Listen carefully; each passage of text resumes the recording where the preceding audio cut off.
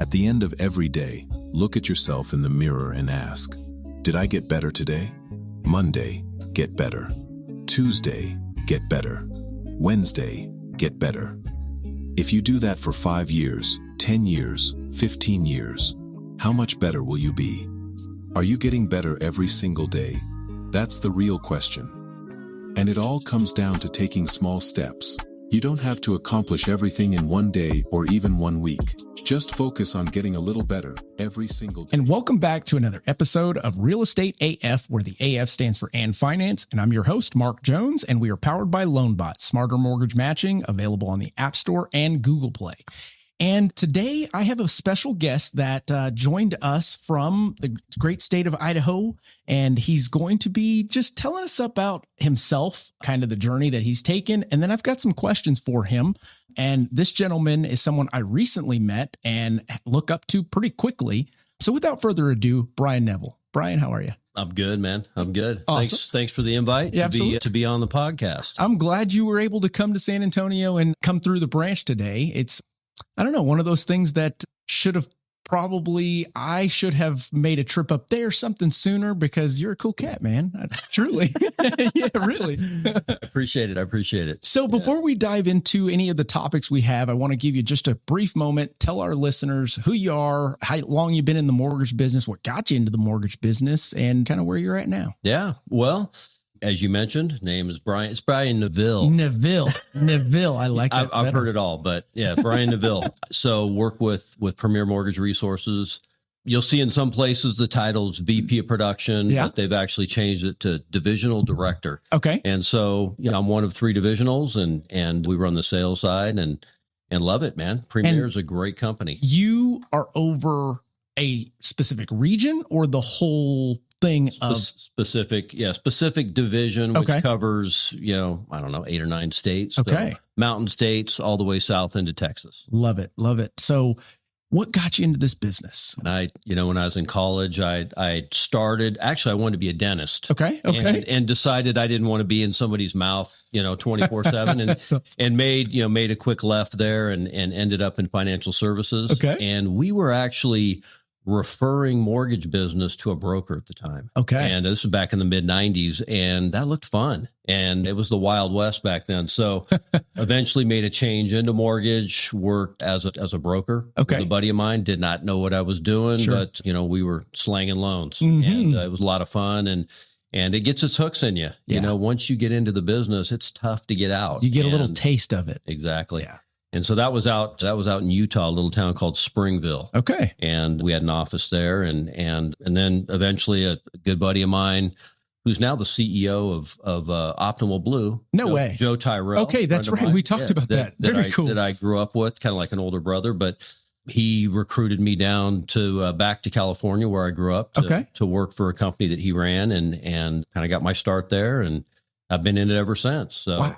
Long time. So the broader, or the majority of your career was spent in California doing bigger loans? No, actually, so I grew up in California, grew up in the Bay Area, North Bay, and a little town called Vallejo, V-Town is what we called it. All right. And it is the hood. Okay. Grew up in the hood and went away to BYU, went away to school there, and then wanted to move back to California. I'd loved it. So my wife and our first child moved back to California. We spent a couple of years there and decided this isn't really where we wanted to raise our family. Yeah, smart move. So so we relocated to Idaho and have been there since 2000 and love it. So and I've been in the mortgage business the entire time. I was in wholesale for a little bit, but retail the majority of the time, and most of it out of Idaho. Okay, so, very good. Yeah, Idaho's got some powerhouse companies that you wouldn't realize, but Premier Mortgage Resources is one of them. Definitely. So how did you end up with these guys? Well, they're based in Idaho. I lived in Idaho. We've run across each other quite a bit, had gotten to know Corey Swain, the CEO, Mandy, his wife, who's a monster producer. Absolutely. And that familiarity with them, when it was time to make a change, I was actually with a company for about 10 years that was acquired by another company, and it wasn't a good fit. The acquiring company just wasn't a good fit for me. And so I started to look around and met with Corey a few times, and I know people that work over there, and I felt like it was a good fit. That's and awesome. It has been. That's it's awesome. been great. Yeah. And you've been with PMR for how long now? A little over a year. Okay, good deal. Yeah, a year and 3 months. Okay, so not too far behind me. No. And I will tell you, and just for the listeners to know, our branded name is I Think Mortgage. We are under Premier Mortgage Resources. So they're our parent company, so to speak, and provide us with support, technology. If you need a shoulder to cry on or anybody to listen to, you may need to try a different department. No, I'm kidding.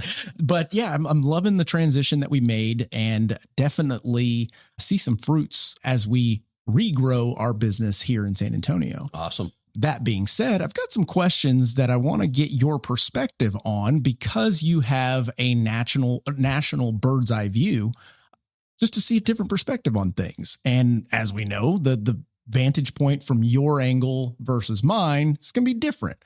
At least I hope, So real quick, I've got some questions for you and let's see what we have on the answer table. Let's go with the first one. Because you oversee production at a high level, what are you seeing out there right now that the average loan officer may be too buried in their own pipeline to even notice? That's a good question. I mean, the market's changing, and we're hearing that, but it's, I think technology, you hear a lot about AI. Yeah. I think that there is a market that's changing. And I think that loan officers, the ones that are weak, the ones that aren't adding a lot of value, right, I think are going to get weeded out. Yeah. And I think that if you want to be in this game long term, I think you need to, first of all, be extremely good at what you do. You need to add value. Absolutely. And I think that's what's going to separate the human from non-human intervention, sure. AI and things like that, because they are going to take a part of the process, which is going to be great for those that can add value. Yeah. So I think that, first of all, you got to be really good at your craft. And I think the bar is set so low in our industry. Man. And I mean, what do you think about that? I have to agree with that 1000%. We actually discuss this topic in just about every episode that we have. And it is not a fine line that separates the ones that have it to become a top producer and those that don't. Yeah. There may be plenty that have it and haven't found their groove, but they've got that work ethic, that ability to be consistent with things, the tenacity to go forth no matter what the obstacle is. And then you've got the ones that are going through the motions. And fortunately for someone like myself, there's way more of the other ones going through the motions than there are of the real producers. Yeah. Those that are not necessarily full-time, those that got in this to make extra money and then realized, holy cow, this is a real full-time gig. They're going to have a tough time. And we're seeing it now, both on the real estate and the mortgage side. Yeah. Yeah. As you said that, I was just thinking, that's prevalent within the real estate community too, so yeah, I think that if you'll, as an LO, I mean, the fact that the bar is set so low, I think that's good news for you. If you're willing to come in, take it serious, be a professional, and really get after it, there's tons of opportunity. I have to agree, to make a great living and really control your destiny. But if you're not willing to really get after it, then you're going to struggle. That's very true. It's a tough business if you're not willing to really put your. And what I see a lot of is the lack of ownership in it being your own business. Loan officers jumping into the business and thinking that there's supposed to be this perfect roadmap for as if it was like a call center job. And it's just not. You get to shape what your business practices are each day, your routines, what customers, what realtors you want to work with, who you want to be known for, etc. But I see a lot of people that haven't figured that part out and they're just going through those motions. Yeah, absolutely. I would agree. 100%. Yeah. So here's the next one. I want to know what currently top producers are doing differently that is keeping their emotional sanity and their opportunities in abundance, if that makes sense. In a world of scarcity, how do they keep the perspective of abundance? Yeah, as you say that, the first thing that comes to mind is they're process driven, and that's what they focus on. Is the process, the results, closed loans, income, that's really just, and that comes after the consistency of just day in, day out working your process. Most So definitely. processes look different, but the consistency piece is the key. Yeah. And I think because you can control that, regardless of definitely. what's going on around you, you can control what you do every day. Mhm. And, if you're doing the right things, the basics, and Right. it doesn't have to be anything, too creative. It really doesn't. You're right. It's the same stuff people have been doing for the last 20 years. Yeah. If you will do that every single day, Yep. you will have results. You'll close loans, you'll make money. But I think when you get too worried about where rates are going, Right. what AI or technology, Sure. how that's going to impact your business, whatever it is, if you get distracted and you get away from just consistently, focusing on the process, Yeah. that's when you start to struggle and you start to worry about, what's going on, things you can't control. Yeah. And so I think if you stay focused on those things, good communication, technically knowing what you're doing, Mhm. Focusing on delivering on your commitments, Yeah. closing on time, the basic things, and you're out in front of people and communicating, effectively, selling yourself a little bit. You can do really well in this business. Yeah, I And totally it doesn't agree with take a that. ton of brain cells to be, pretty good at what we're doing. So JC, guys, that's literally why I have this sign. Is this industry, people tend to make it harder than it needs to be. It is not rocket science. Don't make it rocket science.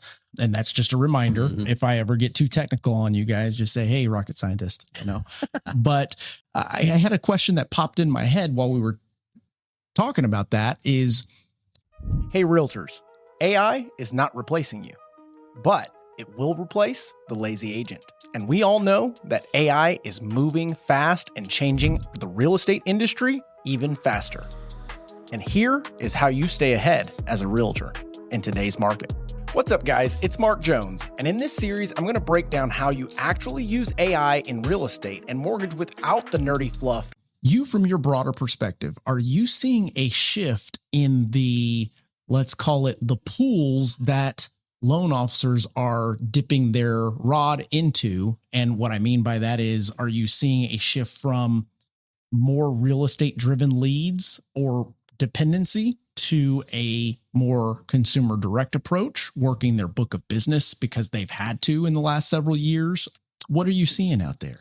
Yeah, it depends on who you talk to. Touche. Yeah. I had a conversation this morning, and the individual I was talking to is really, really concerned about that lead generation. Absolutely. And that was one of their pillars as far as, where am I going to get my business? Mm-hmm. There's a lot of other outside parties trying to take the realtor's business. And so that referral relationship is less dependable than it's been in the past for him. Yeah. And so he's really trying to figure out, how can I generate my own leads and push those back to my real estate partner. That's right. Which I think is a great thing to think about.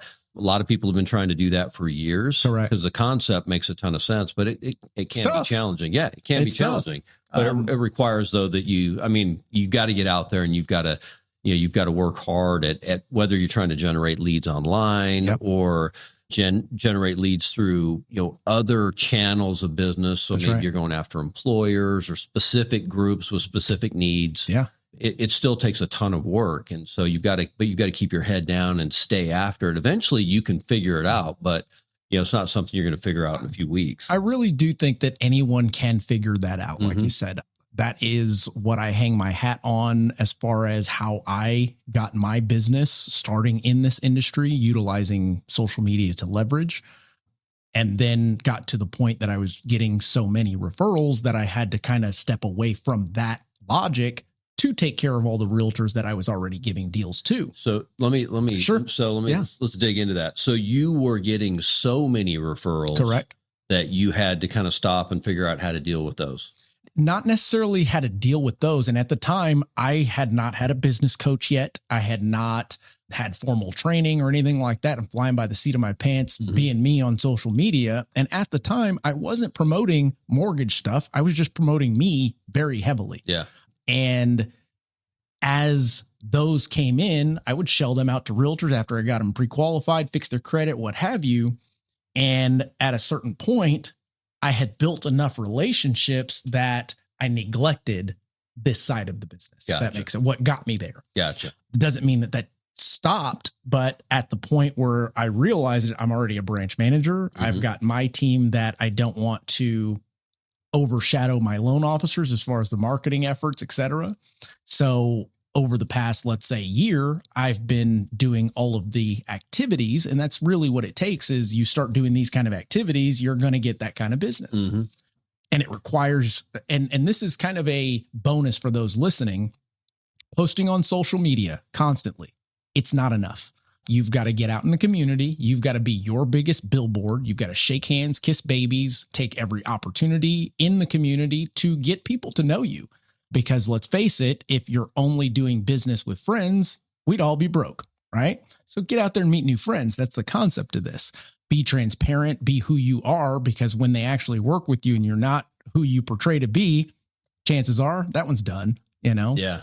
So yeah, no, that's a good question. Well, let me ask you a follow-up to that. So if you're new in the business, say you're a new LO, or you're an old dog, sure, and you want to kind of reinvent yourself a little bit, make some adjustments that need to be made, and you really want to try and drive some business through social media, what would you get? You know, what would you tell them to do? Give them like I would say your really first. I think before you begin to post, and the things are going to sound very redundant because it is true. You post consistently, stay true to your brand, stay true to your message, instead of the post itself being more industry specific, have them be more you specific, and then sprinkle some industry on it. So the 80-20 rule, it's now like 90-10, 90 personal, 10% of what you do. But before you do any of that, you've got to determine, what do you want your brand to be? Who do you want to work with? What kind of business do you want to do? And that needs to be embedded in everything that you post, everything that you do, everything that's front facing to the public, because that's realistically, in my opinion, as technology continues to do what it does as quickly as it does, and we're talking exponentially, there's going to be so many brands out there that are pushing almost the same thing as you. You'll have to basically determine what separates you from everyone else and put that in the forefront right now. Because if not, you get lost in all of the noise. And I think that your Zillows, your Realtor.coms, those are going to get even bigger. Yeah. They're going to continue to buy who they're buying. And I don't want to say it's a monopoly, but realtors, lenders, we're allowing it to happen. I mean, where did you get your last lead from? Did they take 30% of your commission? Okay, well, thanks. Yeah. You know, for moving that needle closer to them taking over, you know, but yeah, I hope that answered the question. Yeah, it does. It does. So yeah, let's see here. Recruiting, what's a loan officer feel like across the, okay. So since you cover such a wide area, I would imagine that you have quick one-on-ones with your loan officers, branch managers, like you do with me, getting kind of a pulse on how they're doing, what they're feeling, how's it going. What is the overall sentiment, transparently, from a broad audience of those that report to you? Yeah. You know, sentiment regarding the market, right? The now? market. Yeah. It's funny, when I pulled up in your parking lot here just a few minutes ago, I was on the phone with one of our branch managers up in Montana. Okay. And he was commenting on another branch manager in another part of the division who's extremely busy, where he's feeling, pretty slow market. Sure. And really it kind of depends on where you're at. Some of the markets in my division, cost of housing's gone up much that, it just slows. There's no first time home buyer opportunities. It's tough, man. It's really tough. And so they've had to get, creative in, trying to help people buy homes. You see people moving from stick built to more affordable options, manufactured homes, things like that. So, and we as lenders have had to figure out how to support that move. Yeah. And so, we've got lenders within our division, LOs within our division, branch managers that are really trying to facilitate that and make sure we can support that move for buyers. But it really kind of depends on the market you're in. Affordability is driving a lot of it. And as rates move up and down, that has an impact on affordability as well. So, that makes sense. So sentiment is good, but they're always trying to find ways to drive more business, and help with the transaction. There's demand out there. That's true. Just if they can afford it, and what can we do to help that? That is very true. And I've got a solution to that for those of you loan officers out there that are battling the reality of not having affordable homes for your first-time home buyers. You can refer them to a Texas loan officer and get yourself a split or something. We're here for you. Plenty of room in Texas. No. Okay. So that makes sense. So it's kind of a mixed bag depending upon where you're asking. Yeah. Let's see here. At least in regards to affordability. Yeah. That's a big deal. It's a big part of what we're doing. That makes sense. So this last segment is more so about, let's say I don't know if this is the biggest value add or not, but definitely a huge value add, which is recruiting for Premier in your capacity. Mm-hmm. In your years of being in the position that you're in, you haven't always been here with PMR, but I'm sure similar situations and positions, duties, responsibilities, has the level or way that you go about recruiting changed or evolved? And if so, has it been quick over tons of time? What are you seeing differences in how you're having to recruit? And then I'll go a little further in depth on that once. Yeah. Yeah. I mean, part of that is just learned, on my end. Sure. I've had to educate myself as I've, gone through the kind of the recruiting development process. Absolutely. Or recruiter development process. And I part of it is I just have learned to listen more. Yeah. I mean, I was selling before, you're excited about what you have. You've got a good company. You're trying to push that. Yes. I don't really do that anymore. Yep. I mean, what I'm doing is listening to make sure that it's a good fit. I mean, I don't want to bring somebody on board that's not a good fit with PMR. You're right. No one wants it. I don't need that. That's a waste of my time. It's a waste of their time. I want someone to come aboard and be, extremely happy they made a decision to join PMR. And I think PMR's got a phenomenal platform, but it's not for everybody. Yeah. It's for the right person. So I need to listen. And so I've learned to do that. And, we all have a tendency to want to share, but you really got to listen and make sure what this potential recruit is really looking for. Yeah. They've got certain things that they know they need to build their business. And so it's up to me to ask and make sure we're good fit. And that'll be the part of the next segment that we shift to. But before we do, I just want to add you saying that and me thinking back to when we first had our discussion. Matter of fact, it was a first quick phone call. And then the second one was where, dude, you straight up listened to all of the stuff. And I've got a lot of baggage, so to speak. Podcast, this, that, loan bot. He's like, what the hell? But you did do a great deal of listening. And you also did not tell me for sure answers until you knew. And I appreciated the hell out of that. Yeah. Yeah. Well, I mean, versus somebody that is selling, like you said.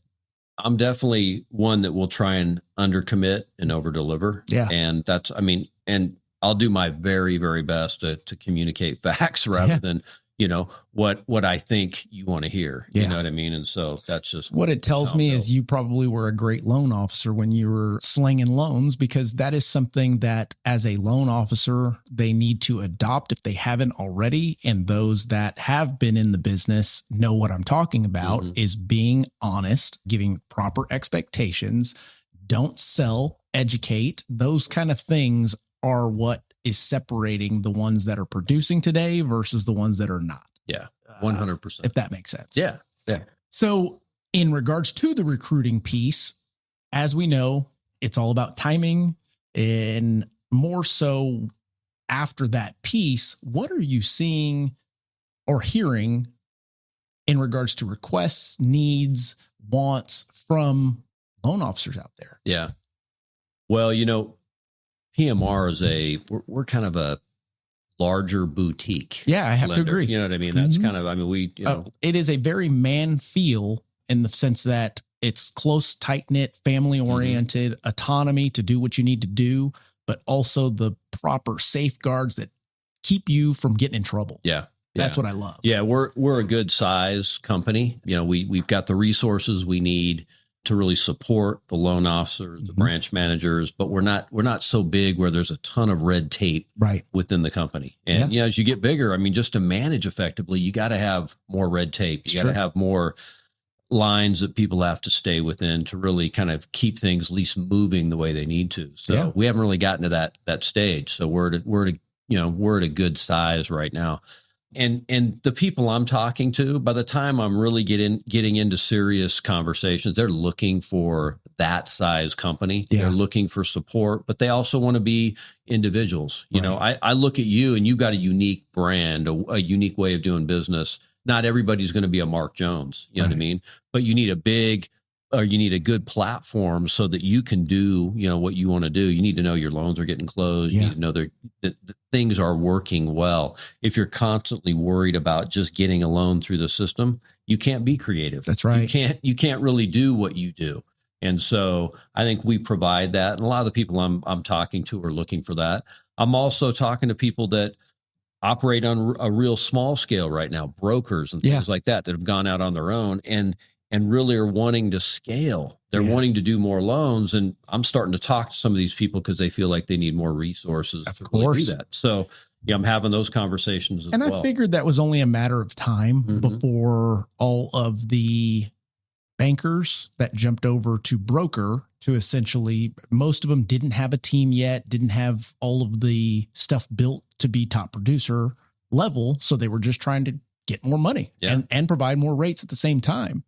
And for me, I had always known it's only a matter of time before the ones that actually do have the ability to grow their pipeline back up realize that, holy cow, I can't run a team on these margins.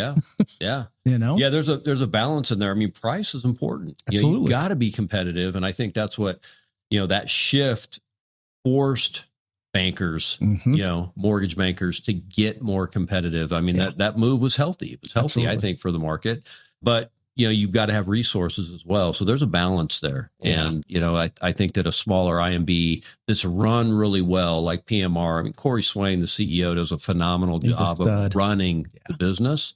And what that does, that keeps us from being, to having a bloated cost structure, and we can stay competitive from a standpoint of rates and the economic side of the business is kept in check. And that's important because there's a lot of IMBs that get so big that it's too expensive to run and they're no longer competitive. Absolutely. No, you hit it on the head. And what I appreciate the most from PMR thus far is their processes. You had mentioned it earlier that that's an important thing for a loan officer.